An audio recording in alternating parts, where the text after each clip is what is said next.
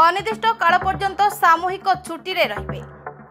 BMC अतिरिक्त commissioner Ratnakar Sahu उपर होइथिबा मरणात्मक आक्रमणर प्रतिवाद रे नुआपड़ा जिलार समस्त ओएस एवं ओआरएस अधिकारी सामूहिक छुट्टी रे जिबा पई नुआपड़ा जिलापाल मधुसूदन दास को आवेदन करिसेंती।